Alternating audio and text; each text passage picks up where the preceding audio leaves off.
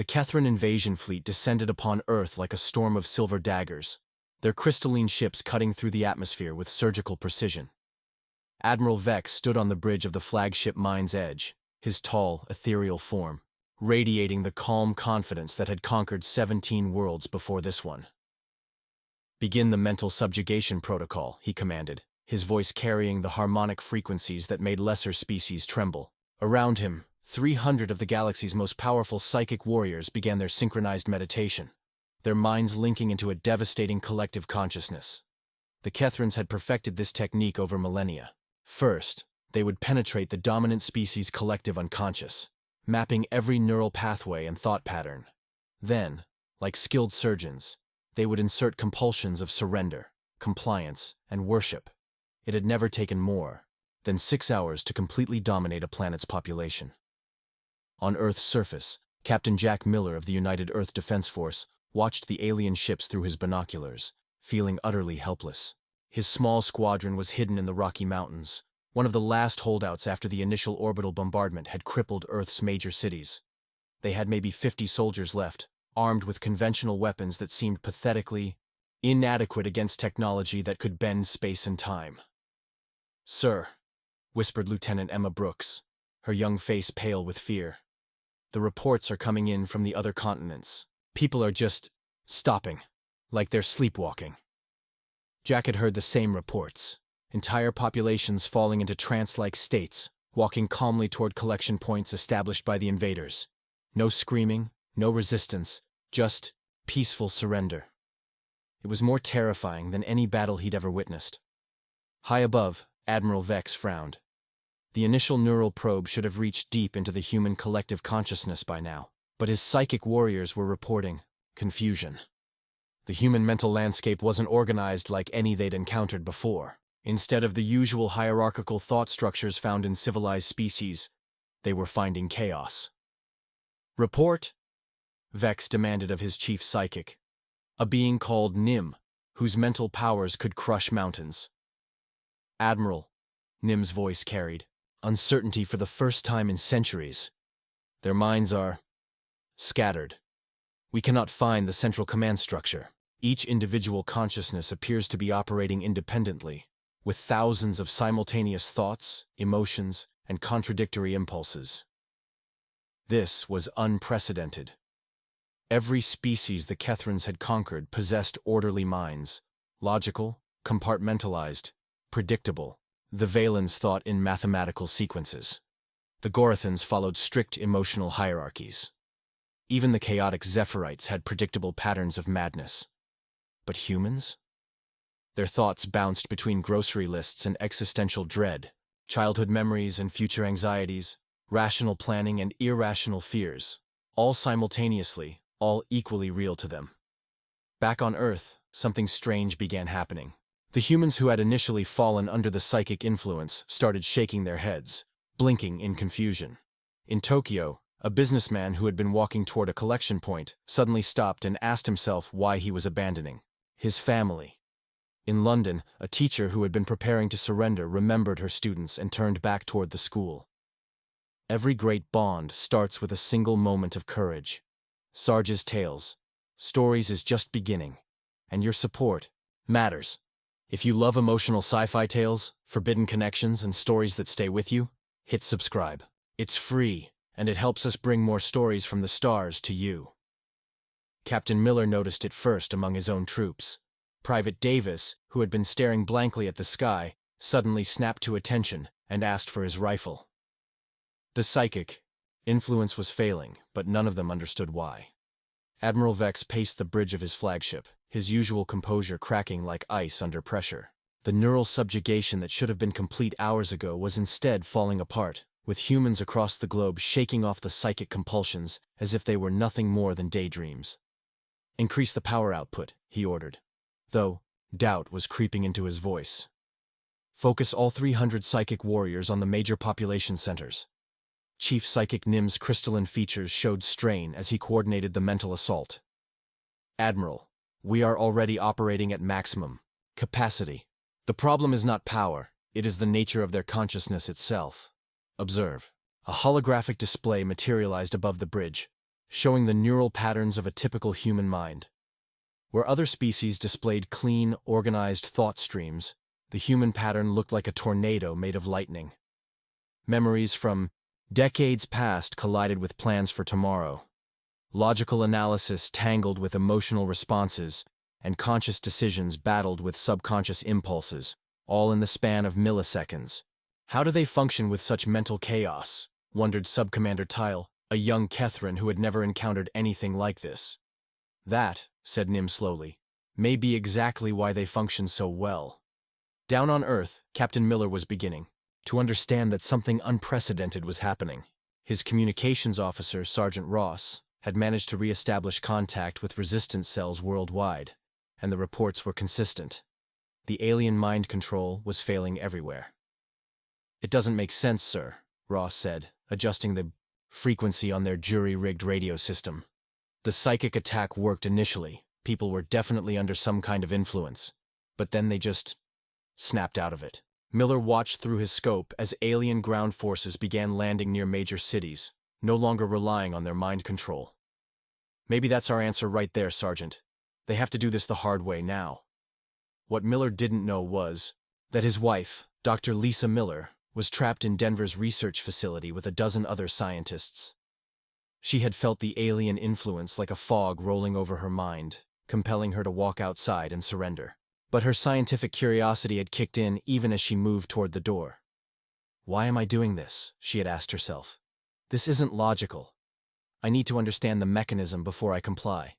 That single moment of analytical thinking had shattered the psychic hold completely. Lisa found herself standing in the hallway, fully aware and utterly furious. Around her, the other scientists were having similar experiences, each person's unique mental quirks and habits disrupting the aliens' carefully crafted compulsions. Aboard the Mind's Edge, Admiral Vex was receiving reports that chilled him to his core. His ground forces, accustomed to walking into populations of compliant, docile beings, were instead facing organized resistance. Humans were not only fighting back, they were adapting their tactics in real time, using guerrilla warfare, methods that seemed to spring from nowhere. Sir, reported Ground Commander Cole, the humans in Sector 7 have constructed improvised explosive devices using their primitive technology. In Sector 12, they have diverted their water supply to flood our landing zones. And in Sector 21, they appear to be using their children's toys as psychological warfare. Vex stared at the last report. Toys? Yes, sir. Small, colorful objects that make loud noises. They have attached them to projectiles and are launching them at our forces. The sounds are deeply unsettling to our psychic warriors. It disrupts their concentration. For the first time in his long military career, Admiral Vex felt something approaching panic. The Kethrans had conquered 17 worlds using the same methodology. Dominate the mind, control the masses, occupy with minimal resistance. But humans were proving to be something entirely different. Their minds were not conquered because they could not be mapped. Every human thought was a chaos of contradictions, a storm of simultaneous processing that defied the ordered psychic intrusion techniques the Kethrans had perfected. Where other species thought in single streams, humans thought in rivers with thousands of tributaries. Admiral, Nim said quietly, I believe we may have encountered our first truly unconquerable species. Dr. Lisa Miller crouched behind an overturned laboratory table, her hands steady as she worked on what might be humanity's first real weapon against their psychic invaders. Around her, 11 other scientists huddled in the makeshift bunker they had created in the sub-basement of the Denver Research Institute. The neural pattern analysis is conclusive, she whispered to Dr. Ben Clark, a neurologist who had been studying brain-computer interfaces before the invasion. Their psychic abilities work by imposing order on chaos. They map neural pathways and insert commands into predictable thought patterns. Ben nodded, his fingers dancing across a tablet that somehow still had power. But human consciousness isn't predictable. We think in layers: conscious, subconscious, emotional, analytical, creative, and memory-based processing all happening simultaneously. It's like trying to conduct an orchestra where every musician is playing a different song. Outside their hiding place, they could hear the heavy footsteps of Kethran soldiers searching the facility. The aliens had quickly adapted to the failure of their mind control, deploying ground forces armed with energy weapons that could level buildings. But even their advanced tactics were struggling against human unpredictability. 3 floors above, a maintenance worker named Tom had turned the building's ventilation system into a maze of misdirection, using his 30-year knowledge of the facility to create false passages and dead ends. The aliens, accustomed to logical building layouts, were becoming increasingly frustrated as they found themselves walking in circles. Meanwhile, Captain Miller's mountain hideout had become an unlikely command center for regional resistance efforts. Using ham radios, satellite phones, and even shortwave broadcasts, they were coordinating with survivors worldwide. The picture emerging was both hopeful and terrifying.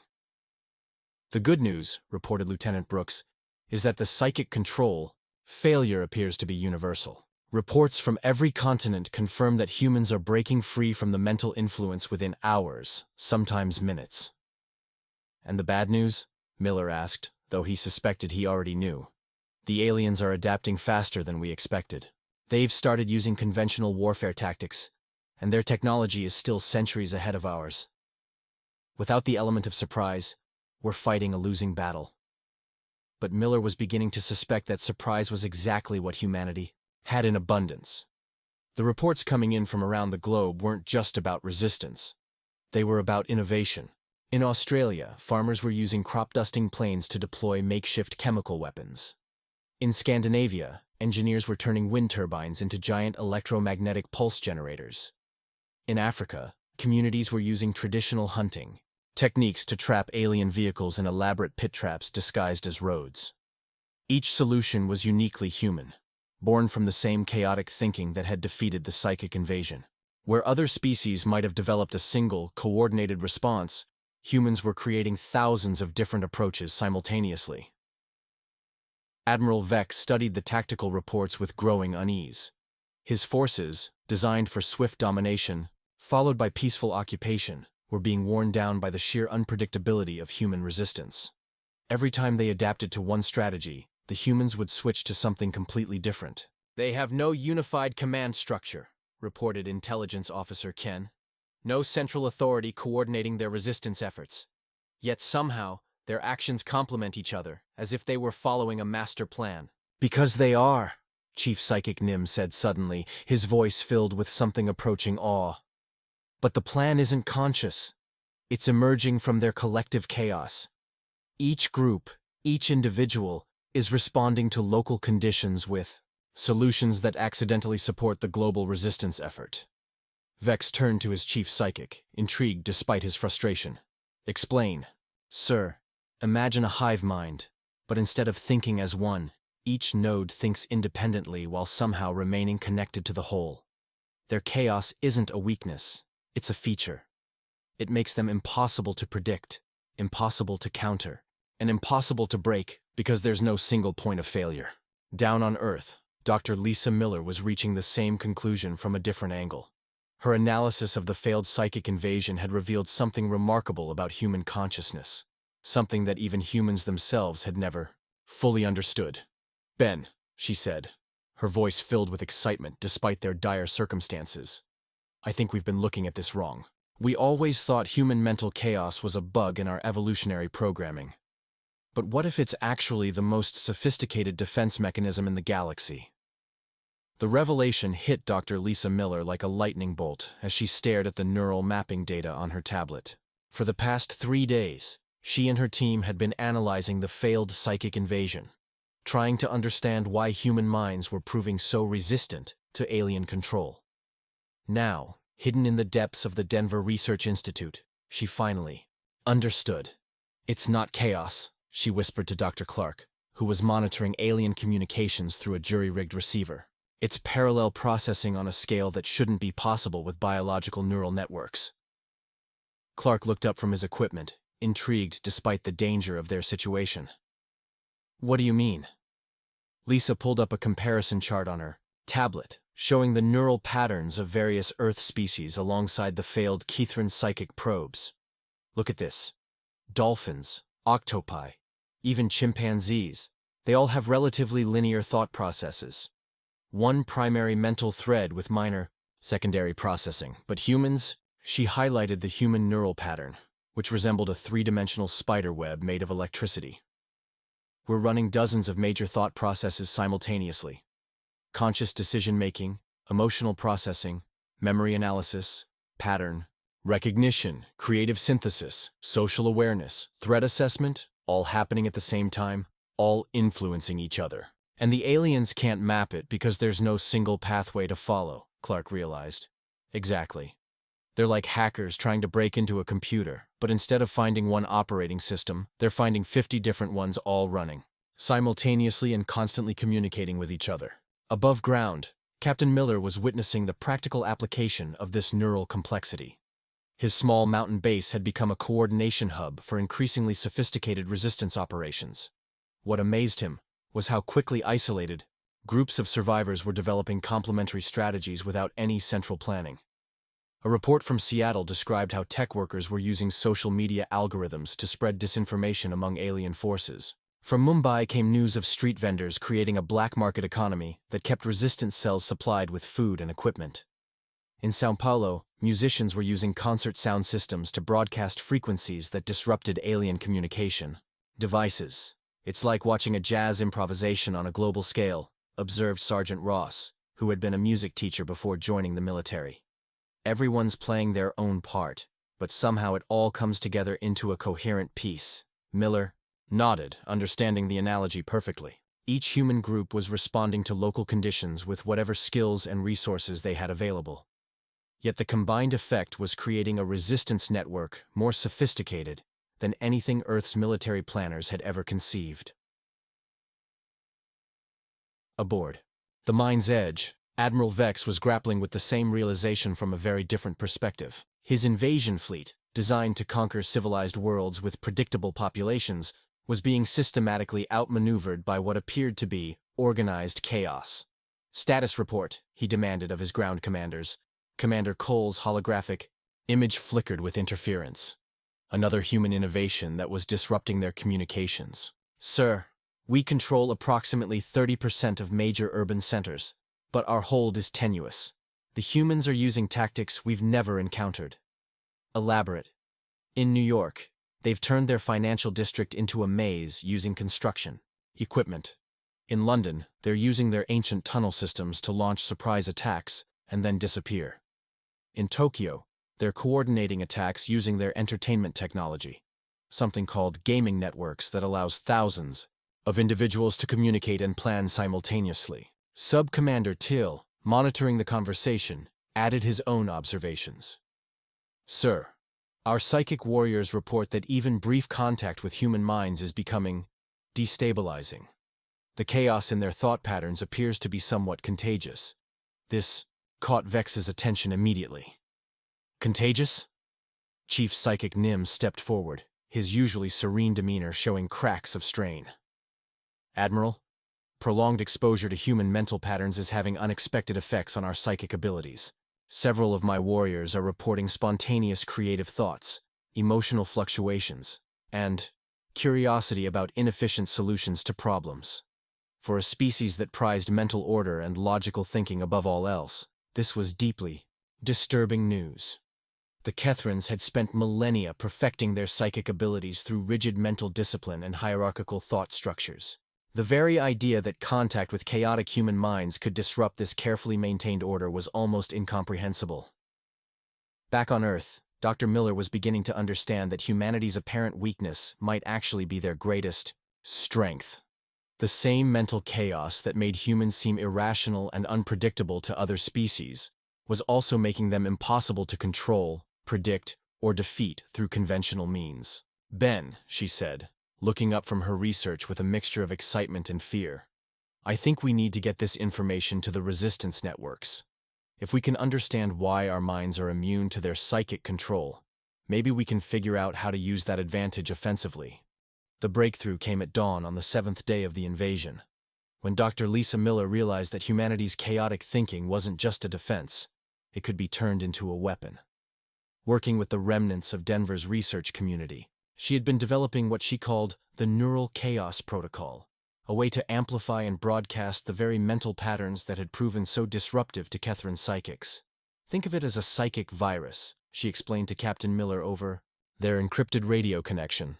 If their psychic warriors are becoming destabilized by contact with human thought patterns, we might be able to weaponize that effect.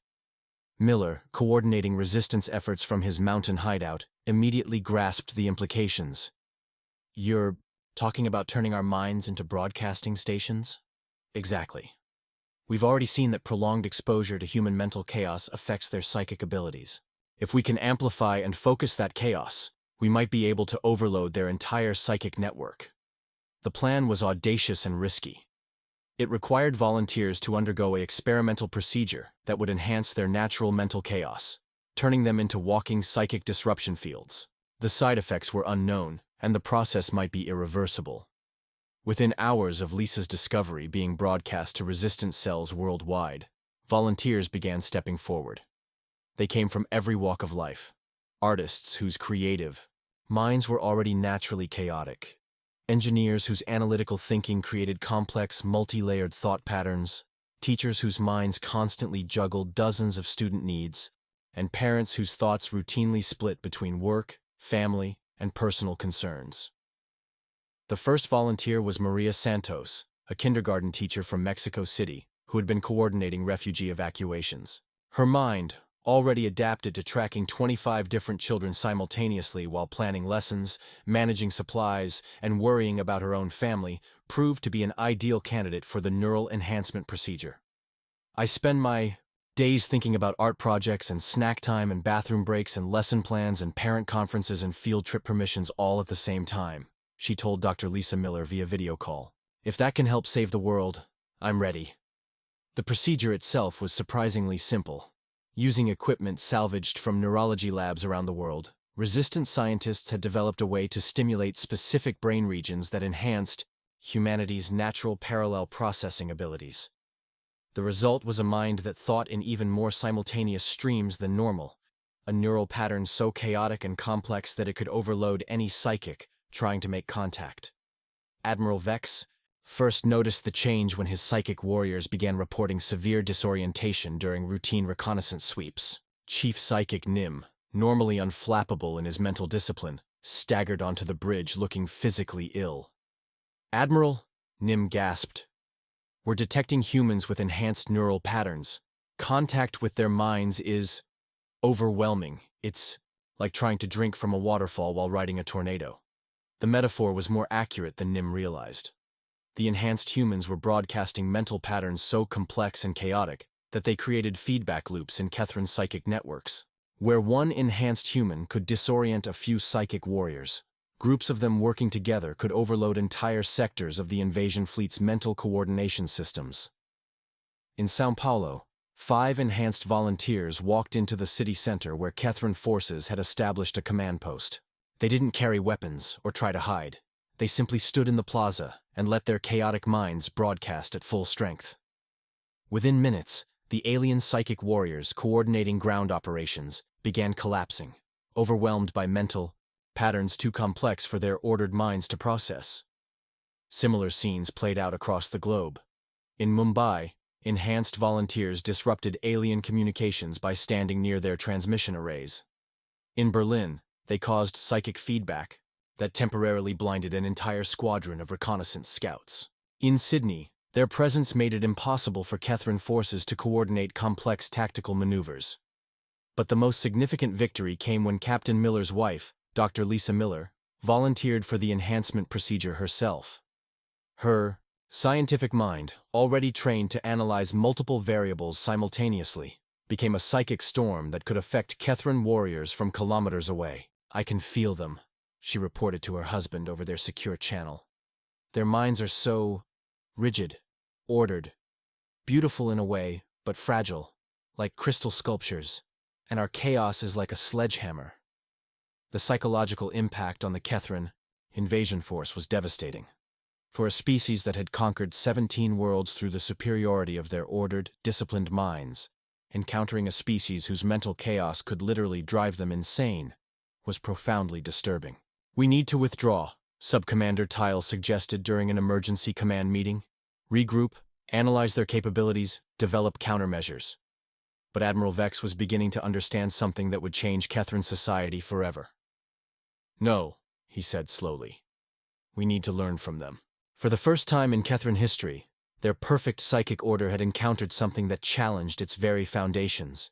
And despite the military defeat it represented, Vex found himself curious about these chaotic, impossible humans. The turning point came when Admiral Vex made a decision that would have been unthinkable just days earlier. He requested a direct psychic communication with one of the enhanced humans. The request, transmitted through carefully shielded diplomatic channels, reached Dr. Lisa Miller as she stood in the ruins of downtown Denver, her enhanced mind broadcasting waves of controlled chaos that kept Catherine forces at bay. "They want to talk," Captain Miller said over the radio, his voice mixing disbelief with caution. "Their admiral is requesting a mental link with you specifically." Lisa felt the weight of the moment. The enhanced procedure had changed her in ways she was still discovering. Her mind now operated on dozens of levels simultaneously, analyzing chemical compounds while composing poetry, solving mathematical equations while remembering her daughter's laugh, planning resistance strategies while wondering about the aesthetic beauty of alien architecture. It was exhausting and exhilarating and utterly human. "I'll do it," she decided, "but with safeguards. And with witnesses." The mental connection was established through a series of psychic amplifiers that allowed communication while preventing the complete neural overwhelming that direct contact would cause. What Admiral Vex experienced in that first deliberate contact with enhanced human consciousness would reshape his understanding of intelligence itself. Instead of the chaotic noise he expected, Vex found himself experiencing something unprecedented: organized chaos. Lisa's mind was indeed processing dozens of thought streams simultaneously. But they weren't random. They were interconnected, each stream informing and being informed by the others in a complex dance of consciousness that was somehow both utterly chaotic and perfectly ordered. "How?" was the first word Vex managed to transmit through the psychic link. "We don't know," Lisa responded, her mental voice carrying harmonics of curiosity, analysis, concern for her family, appreciation for the aliens' courage in making contact, and at least a dozen other emotional and intellectual threads. "We never realized we were doing anything special. This is just how we think." For a being trained from birth to maintain rigid mental discipline, experiencing Lisa's consciousness was like suddenly being able to see color after a lifetime of black and white. Vex found himself overwhelmed not by chaos, but by the incredible richness of experience that chaotic thinking made possible. Through the psychic link, Lisa showed him glimpses of human creativity, scientists making breakthrough discoveries by allowing seemingly unrelated ideas to collide in their minds, artists creating beauty by embracing happy accidents, engineers solving problems by thinking about them from 12 different angles simultaneously. "Your rigidity isn't strength," Lisa explained, her thoughts gentle but firm. "It's limitation. You've trained yourselves to think in straight lines, but the universe is curved." The revelation hit Vex like a physical blow. The Catherines had spent millennia perfecting their psychic abilities by eliminating mental chaos, believing that order was the highest form of consciousness. But these humans were demonstrating that chaos and order weren't opposites. They were dance partners, each making the other more beautiful and more effective. Back on Earth, the effects of this first peaceful psychic contact rippled through both species. Human resistance fighters reported that Catherine attacks were becoming less coordinated, as if their rigid command structure was beginning to question itself. Meanwhile, some Catherine warriors began exhibiting unprecedented behaviors, asking questions about human art, expressing curiosity about inefficient but creative solutions, and even beginning to experience what they called unnecessary thoughts. Dr. Ben Clark, monitoring the psychic communication from his lab, made a startling discovery. "Lisa, the neural feedback isn't just going one way. Contact with Catherine minds is affecting the enhanced humans too." He was right. Lisa found herself experiencing echoes of Catherine mental discipline, not the rigid suppression of chaos, but an appreciation for focused thought and mental clarity that complemented rather than suppressed her natural chaos. It was as if the two species' minds were beginning to synchronize, each learning from the other's approach to consciousness. "Admiral," Lisa said through the psychic link, "what if this invasion was never about conquest? What if it was about evolution, the Questions struck at the heart of Kethran philosophy. Their expansion across the galaxy had always been justified as bringing order to chaos, civilization to primitive species. But what if they had been wrong? What if they had been unconsciously seeking something they didn't even know they lacked? Vex found himself asking questions that no Kethran had asked in 1,000 generations. What if there were forms of intelligence beyond order? What if chaos wasn't the enemy of consciousness but its dance partner? What if 17 conquered worlds had been 17 missed opportunities to learn and grow?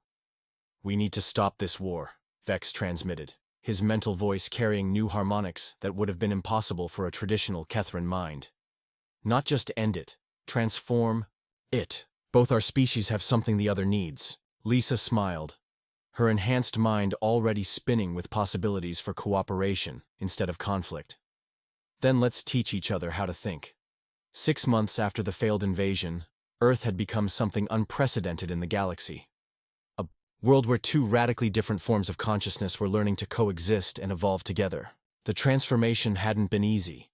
Centuries of Kethran rigid thinking and human chaotic creativity didn't blend overnight, but the results were extraordinary. Dr. Lisa Miller stood in what had once been a battlefield in downtown Denver, now converted into the first human Kethran Consciousness Research Center. Around her, teams of mixed species worked on projects that would have been impossible for either species alone. Kethran's psychic focus combined with human creative chaos was producing innovations in science, art, and philosophy that challenged the basic assumptions of galactic civilization. "The quantum tunneling equations are stabilizing," reported Dr. Ben Clark, working alongside a Kethran scientist named Vel, whose rigid mathematical precision was enhanced by exposure to human intuitive leaps. "The drive system should be ready for testing within weeks."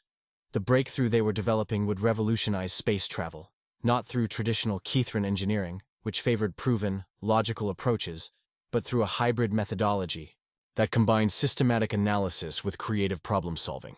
Human engineers would propose wild, seemingly impossible solutions, while Kethran scientists would find ways to make them work through disciplined application of physical laws. Captain Miller, now serving as Earth's liaison to the Kethran exploration fleet, watched the collaboration with amazement. 6 months ago, we were shooting at each other. Now we're building starships together. Admiral Vex, who had become something of a revolutionary figure among his own people, had undergone changes that were visible even to human eyes. The rigid precision of his movements had softened, allowing for gestures that served no logical purpose, but conveyed emotion and creativity. His speech patterns had developed what humans recognized as humor, a concept that had been literally unthinkable for traditional Kethrans. "The fleet commanders are requesting permission to establish similar research centers on 17 other worlds," Vex reported to the Joint Council. "It appears that our former subjects are eager to participate in this consciousness evolution." The Omega irony wasn't lost on anyone. The worlds that the Kethrans had conquered through rigid mental domination were now volunteering to join an experiment in chaotic creativity. Species that had been psychically subjugated were discovering that their own mental patterns, while different from humans, had unique forms of chaos that could contribute to the growing understanding of consciousness. But perhaps the most significant development was happening at the individual level. Enhanced humans like Maria Santos, the kindergarten teacher from Mexico City, were working directly with Kethran psychics to develop new forms of mental discipline that embraced rather than suppressed chaos. The results were minds that could shift fluidly between focused analysis and creative free association, between logical problem-solving and intuitive insight. "We're not just learning to think differently," Maria explained to a gathering of scientists from both species. "We're learning that thinking itself is more flexible than anyone imagined. The Kethrans taught us that consciousness can be disciplined without being rigid. We taught them that order can emerge from chaos without suppression." The implications extended far beyond Earth. Intelligence reports from across the galaxy indicated that other species were beginning to experiment with hybrid thinking approaches. The rigid hierarchies that had dominated galactic civilization for millennia were starting to give way to more fluid, creative forms of organization.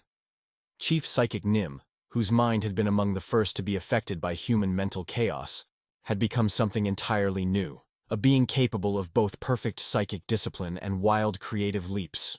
His research into consciousness had produced insights that were reshaping Kethran philosophy, suggesting that their centuries of mental rigidity had been holding back their evolutionary potential. We conquered 17 worlds seeking perfect order, Nim reflected during a joint research session. But we found something better on the 18th.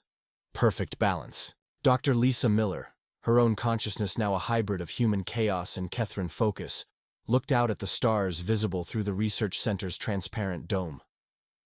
Somewhere out there, other species were probably struggling with the same false choice between order and chaos that had limited both humans and Kethrans.